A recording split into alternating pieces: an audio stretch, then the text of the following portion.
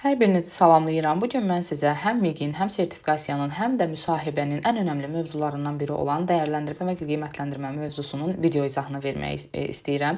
Həqiqətən də qiymətləndirmə, dəyərləndirmə mövzusu məktəbə qədər təhsilin ən önəmli mövzularından biridir ki, həm MİQ, yəni qəbula hazırlaşan müəllimlər, həm sertifikasiyaya hazırlaşan müəllimlər mütləq bu mövzunu dərindən öyrənməlidirlər. İzahımıza keçməmişdən əvvəl istəyirəm ki, bir məlumat verim ki, həm ödənişsiz WhatsApp qrupumda, həm Telegram kanalımda məktəbəqədər müəssisələrə hazırlaşan müdavimlər, eyni zamanda sertifikasiyaya hazırlaşan müəllimlər üçün dəstək xarakterli materiallar, video izahlar, testlər paylaşıram. Bunlardan yararlanmaq üçün indi hal-hazırda bu videonun aşağısında açıqlama bölümündə linklər yerləşdirəcəm. O linklərə daxil olub kanalımıza abunə ola bilərsiniz ki, yəni bu materiallardan faydalana biləsiniz. Ödənişli dərslərə qoşulmaq üçün də aşağıda yenə də nömrə yerləşdirəcəm ki, bu nömrə ilə əlaqə saxlayaraq ödənişli dərslərə də qoşula bilərsiniz. İndi isə keçək video izahımıza və mövzumuz uşaq inkişafının dəyərləndirilməsi və qiymətləndirilməsi. Dəyərləndirmə nə üçün vacibdir? Dəyərləndirmə ona görə vacibdir ki, biz təlim-tərbiyə prosesini əgər təkmilləşdirmək istəyiriksə, keyfiyyətini artırmaq istəyiriksə, səmərəliliyini artırmaq istəyiriksə, mütləq şəkildə uşaqlar üçün dəyərləndirmə etməliyik, qiymətləndirmə etməliyik. Əgər biz qiymətləndirməni aparmasaq, biz bilmərik ki, uşaq nəyi öyrənib, nəyi öyrənməyib, nəyi mənimsəyib, nəyi mənimsəməyib. Onun nədə çətinlikləri var? Hansı yöndən uşağın dəstəyə ehtiyacı var? Əgər biz qiymətləndirməni aparmasaq, uşaq haqqında məlumat əldə edə bilmərik. Uşağın inkişafı haqqında məlumat əldə edə bilmərik. Deməli, uşağın inkişafı haqqında məlumat əldə etmək üçün və ona dəstək olmaq üçün biz mütləq şəkildə dəyərləndirmə etməliyik. Uşaqlar üçün dəyərləndirmə və qiymətləndirmə etməliyik. Dəyərləndirmə davamlı şəkildə uşaqların inkişafını izləmək üçün aparılır və uşaqları inkişaf etdirmək üçün bir mühit yaradır. Dəyərləndirmə zamanı nəyə diqqət eləməliyik? Təbii ki, uşaqların bilik, bacarıq və vərdişlərinə. Bilik və bacarıq və vərdişləri diqqət mərkəzində saxlanılmalıdır dəyərləndirmə edərkən. Metodu nədir? Müşahidə. Müşahidə metodu nədir? Müşahidə diaqnostik məqsədlə aparılır. Yəni uşağın yoxlanılması məqsədi ilə, izlənilməsi məqsədi ilə aparılır. Müşahidə davamlı qiymətləndirmə vasitəsi kimi çıxış edir. Yəni biz demək olar ki, bütün qiymətləndirmələr zamanı müşahidədən mütləq şəkildə istifadə edirik. Uşağın fəaliyyəti fasiləsiz şəkildə izlənilir müşahidə zamanı və müşahidə zamanı biz özümüz üçün qeydlər aparırıq. Uşağın irəliləyişi barədə apardığımız qeydlər bizə uşağın inkişaf yolunu izləməyə imkan verir. Eyni zamanda apardığımız qeydləri, müşahidə zamanı apardığımız qeydləri sonradan valideynlə də bölüşə bilərik. Müşahidələr özü də iki cür olur ki, müşahidələr gündəlik müşahidə və dövrü müşahidə olur. Yəni iki cür olur, iki yerə bölünür müşahidələr.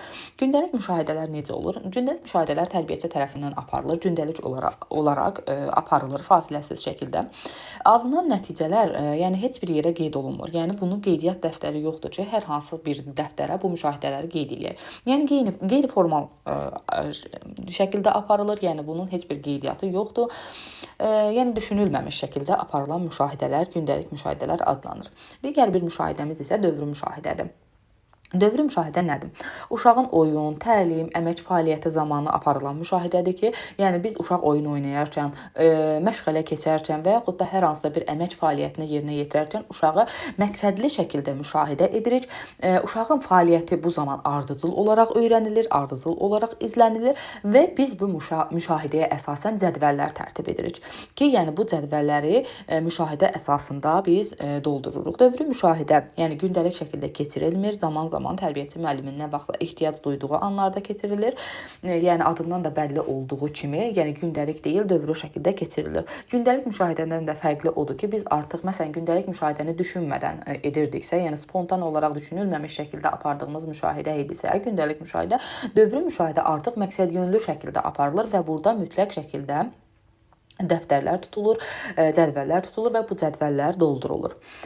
Deməli, qiymətləndirmənin metodlarından biri müşahidə idi və digər metodu isə müsahibədir. Müsahibə nədir? Müsahibə deməli, tərbiyəçi müəllimlə uşaq arasında ola bilir və yaxud valideynlə müəllim arasında ola bilir ki, bu söhbət formasında aparılan bir üsuldur. Bu üsul bizə nə öyrədir? Müsahibə üsulundan biz nə üçün istifadə edirik, nə işimizə yarayır desək, müsahibə üsulu bizə uşaq haqqında məlumat verir. Daha doğrusu ilkin məlumat verməyə kömək edir. Yəni uşaqların Valideynləri ilə apara bilərik biz müsahibəni, eyni zamanda uşaqlar ilə apara bilərik ki, yəni uşaq haqqında ilkin məlumatları öyrənək. Uşaqların özünü tanıması, kəşf etməsi, yəni müsahibə yolu ilə öyrənilə bilər. Uşaq haqqında məlumat ala bilərik valideyndən və yaxud uşağın özündən özü haqqında məlumat ala bilərik. Uşağın adını, soyadını soruşuruq, yaşını soruşuruq, uşağın nəyi sevdiyini, nəyi sevmədiyini, potensialını, hobilərini, güclü tərəflərini, zəif tərəflərini, bunların hamısının haqqında məlumat almaq üçün biz müsahibə metodundan istifadə edirik. Digər bir metodumuz isə şifahi sorğu metodudur. Şifahi sorğu metodu söhbət və oyunlar formasında keçirilir. Məsələn, burada da söhbət var, müsahibədə də söhbət var. Amma müsahibədə sadəcə söhbət var, amma şifahi sorğu həm söhbət, həm oyunlar formasında keçirilir. Şifahi sorğunu keçirməkdə məqsədimiz isə uşağın əşya və hadisələr haqqında, onların xüsusiyyətləri haqqında, nəyi öyrəndiyini, nəyi bildiyini və bunu öz fəaliyyətlərində necə tətbiq etdiyini, tətbiq etmə bacarığını öyrənirik. Bax, müsahibə uşaq haqqında məlumatın öyrənilməsi idisə, şifahi sorğunun bundan fərqi odur ki, biz burada uşağın əşya və hadisələrə yanaşma tərzini, əşya və hadisələrin xüsusiyyətlərini bilməyini və bu bildiklərini öz fəaliyyətində necə icra etdiyini, bacarığa, yəni bildiyini bacarığa necə keçirdiyini yoxlamağa imkan verir bizə şifahi sorğu metodu. Məsələn, uşaq bilir ki, biz uşağa bir qələmi göstəririk, adını soruşuruq. Uşaq deyir ki, bu qələmdir. Və eyni zamanda soruşuruq ki, uşaqdan qələm nə işə yarayır? Artıq uşaq bilir ki, qələm hansı işə yarayır? Məsələn, biz qələmlə yazı yazırıq. Məsələn, ola bilər ki, hər hansısa bir uşaq bilməsin ümumiyyətlə, qələmin adını bilməsin, bizə deyə bilməsin və yaxud da qələmin funksiyasını bizə deyə bilməsin. Bax, biz bunları necə öyrənirik? Şifahi sorğu vasitəsilə öyrənirik. Ona görə də biz bunu həm sual-cavabdan öyrənə bilərik, eyni zamanda oyunlar vasitəsilə də öyrənə bilərik. Digər bir metodumuz isə fəaliyyət məhsullarının təhlilidir. Fəaliyyət məhsulları deyəndə ümumiyyətlə nə nəzərdə tutulur? Fəaliyyət məhsulları deyəndə rəsm, aplikasiya, yapma, quraşdırma, bax bunlar nəzərdə tutulur ki, biz uşağı hazırladığı bax bu fəaliyyət məhsullarına görə qiymətləndiririk, dəyərləndiririk və bunun da şərti odur ki, mütləq şəkildə obyektiv aparılmalıdır və bütün sahələr üzrə normalar müəyyənləşdirilməlidir ki, yəni norma necə olmalıdır və uşaq, yəni norma nə qədərdir və uşaq nə qədərini bacarır. Metodumuz isə portfoliodur. Portfolio sözünün ümumiyyətlə ingilis dilindən tərcüməsi mühüm sənədləri saxlamaq üçün qovluq deməkdir ki, biz bu qovluqda uşağa aid olan mühüm sənədləri saxlayırıq. Məsələn, bunlar nə ola bilər? Uşağın əl işləri ola bilər, təsviri fəaliyyət məşğələlərinin nəticələri ola bilər ki, uşaqlar rəsm dərsində, aplikasiya dərsində və yaxud quraşdırma dərsində hər hansısa bir fəaliyyəti yerinə yetirir, hər hansısa bir məhsul hazırlayır, hansı ki, bayaq demişdik fəaliyyət məhsulları. Hazırladığı bu məhsulları biz harda saxlayırıq? Təbii ki, portfolioda saxlayırıq. Eyni zamanda portfolioda saxlayırıq uşaq haqqında məlumatlar, ailə haqqında məlumatlar, ümumiyyətlə uşağın bütün məhsuldar fəaliyyətləri, hansı ki, bütün məhsuldar fəaliyyətləri uşağın portfoliosunda saxlanılır.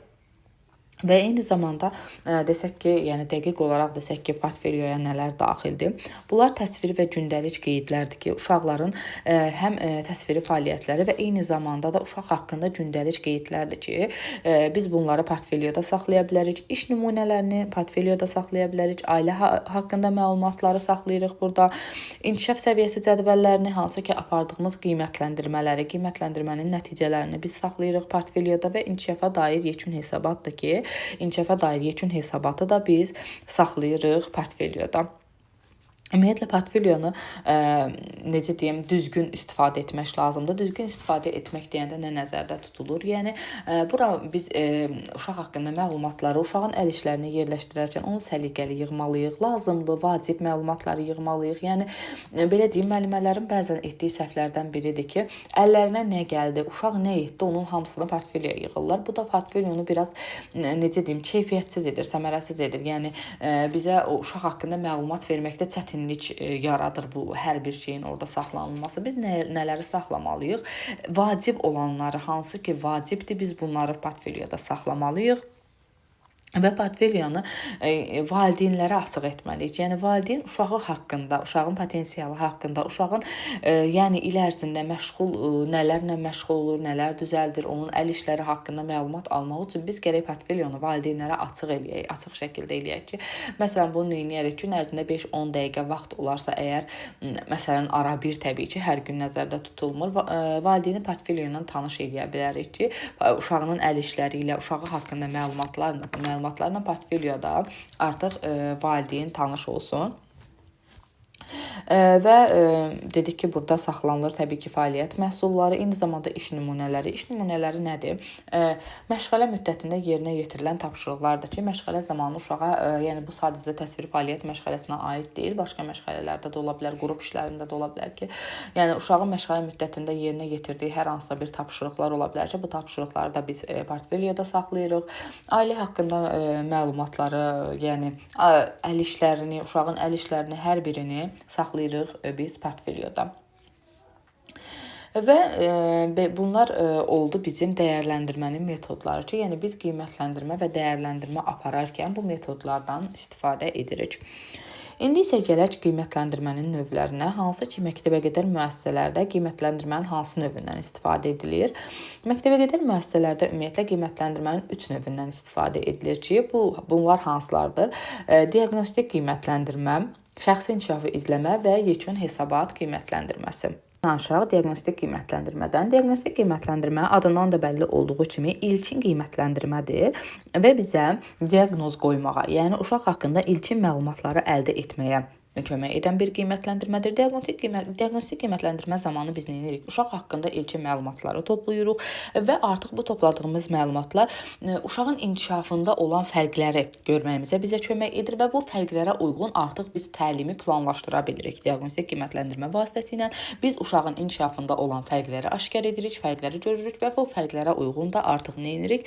Öz planımızda dəyişiklik edə bilirik. Deməli, diaqnostik qiymətləndirmə diferensial qiymətləndirmədir, uşaq yönümlü qiymətləndirmədir. Yəni biz diferensial qiymətləndirməni uşaq yönümlü adlandıra bilərik. Çünki bu uşaqların inkişafına yönəlmiş, uşaqların potensialını ölçməyə, onların fərqli xüsusiyyətlərini görməyə, potensialını görməyə yüklənmiş bir qiymətləndirmədir.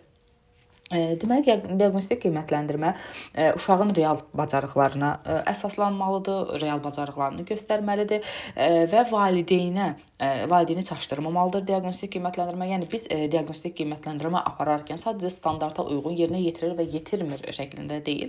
Səbəblə, yəni səbəb göstərərək etsək diaqnostik qiymətləndirməni daha yaxşı olar ki, bu səbəb göstərərək edəndə həm uşağın real bacarığını göstərəcək, eyni zamanda da valideyni çaşdırmayacaq və müəllimədə şərait yaradacaq ki, artıq müəllim konkret planını qura bilsin. Yəni müəllimin konkret planını qura bilmək imkanı verəcək. Yəni səbəb göstərərək etmək. Məsələn, ola bilər ki, uşaq hər hansısa bir fəaliyyəti yerinə yetirmir və ya hər hansısa bir fəaliyyətdə zəifdir, amma bunun bir səbəbi olmalıdır. Bəlkə məsələn uşağın yuxu rejimi, qida rejimi və yaxud da evdə hər hansısa bir necə deyim də tərbiyə mühitimi olsun, hər hansısa bir fəaliyyətimi olsun, buna mane olur. Mütləq şəkildə biz diaqnostik qiymətləndirmə apararkən bunlara da nəzər salmalıyıq. Səbəblərini də bilməliyik ki, bu səbəblər artıq bizə planımızı düzgün şəkildə qurmağa şərait yaradacaq. Məsələn, ola bilər ki, valideyni də çaşdırmamalıdır. Nəyə görə? Ola bilər ki, uşaq evdə tamam başqa cür davranır, amma gəlir bağçada, otaqda tamam başqa cür davrana bilər həmin an. Yəni evdə və bağçada fərqli davranışlar göstərə bilər. Və buna görə də biz bunu edəndə səbəblərini də araşdırmalıyıq, səbəblərini də qeyd etməliyik ki, həm bu bizdə, həm valideyndə çaşqınlıq yaratmasın, eyni zamanda uşağın artıq real bacarığına əsaslansın. Bəlkə o uşaq həmin gecəni yaxşı yatmayıb və yaxud o uşaq cəmiyyət içində utanır, sıxılır deyə bu fəaliyyəti yerinə yetirə bilmir. Yəni sadəcə məsələn qiymət verib yerinə yetirir və yaxud yerinə yetirmir şəklində yazmaq yerinə bunun səbəblərini göstərməyimiz daha düzgün olar diaqnostik qiymətləndirmə zamanı və bu bizə eyni zamanda da bizə kömək edər ki, biz öz planımızı da düzgün şəkildə quraq. Deməli, bundan sonra gəlir şəxsi inkişafı izləmə qiymətləndirməsi. Şəxsi inkişafı izləmə qiymətləndirməsi qarşınıza formativ qiymətləndirmə kimi də çıxa bilər, davamlı qiymətləndirmə kimi də çıxa bilər. Yəni bunların hər biri adlanır şəxsi inkişafı izləmə qiymətləndirməsi.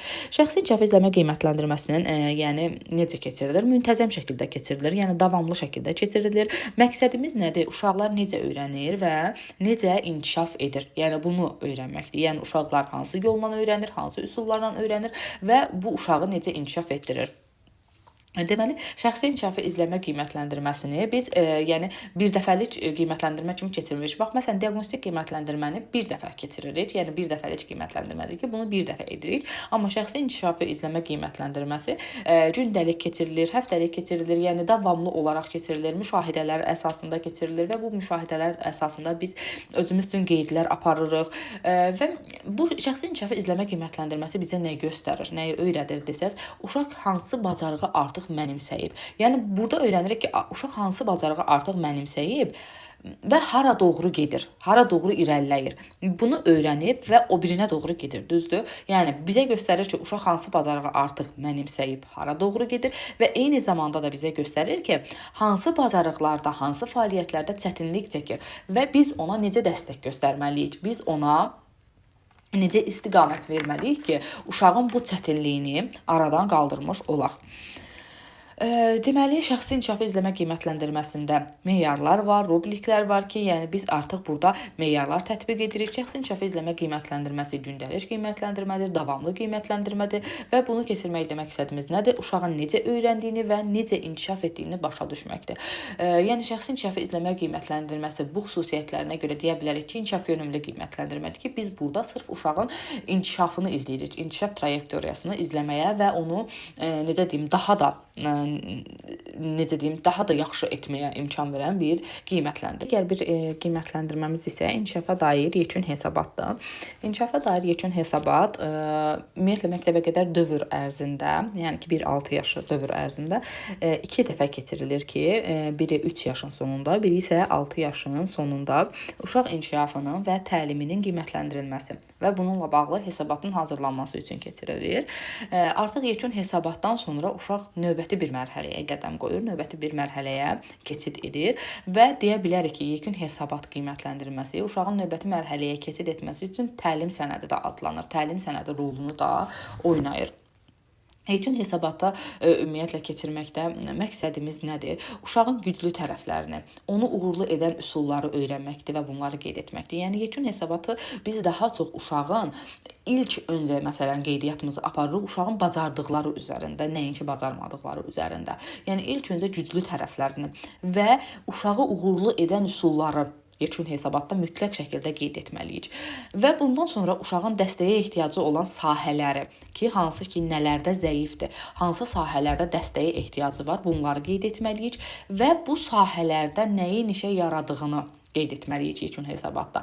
Yəni bax, ilk öncə yazdıq uşağın güclü tərəflərini və uşağı uğurlu edən üsulları, bu güclü tərəflərdə uşağı uğurlu edən üsulları yazırıq yekun hesabatda. Digər tərəfdən uşağın dəstəyə ehtiyacı olan sahələri qeyd edirik və bu sahələrdə bu zəif cəhətlərini inkişaf etdirmək üçün uşaqlarda nəyin işə yaradığını, nələrin işə yaradığını mütləq şəkildə qeyd edirik. Çünki yekun hesabatdan sonra məsələn uşaq artıq yeni müəlliməyə təhvil verilirsə, artıq burada müəllim ona etik yanaşmalıdır. Bax, məsələn, ola bilər ki, biz onu qeyd eləməsək, güclü və zəif tərəflərini qeyd eləməsək, onda nəyin işə yaradığını, nəyin yaramadığını qeyd eləməsək, digər müəllimə üçün də çətinlik yaradacaq və uşaq üçün də çətinlik yaradacaq. Və bir növ uşağı, yəni yekun hesabat vasitəsilə uşağın potensialını mütləq şəkildə vurğulamaq lazımdır ki, artıq digər müəllimə də ona hansı tərəfdən yanaşacağını, hansı üsullardan istifadə edəcəyini, hansı yanaşmanın uşağın inkişafına daha çox dəstək göstərəcəyini bilmiş olsun. Yəni onu damğalamasın. Yəni əksinə, yəni onun potensialını, inkişafını vurğulamış olaq yekun hesabat vasitəsilə. Ümumiyyətlə hər üç qiymətləndirmənin ortaq məqsədi nədir? Uşağa yönəlik olmasıdır ki, hər üç qiymətləndirmə uşağa yönəlikdir, uşağın inkişafına yönəlik qiymətləndirmədir.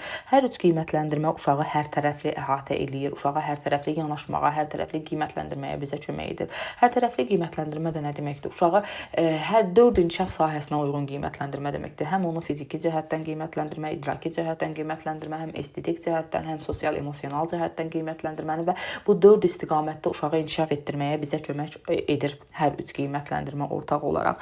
Ümumiyyətlə dəyərləndirmənin, qiymətləndirmənin aparılmasına bir neçə tələblər verilir ki, düzgün düzgün aparılması üçün tələblər verilir ki, bu tələblər nədir?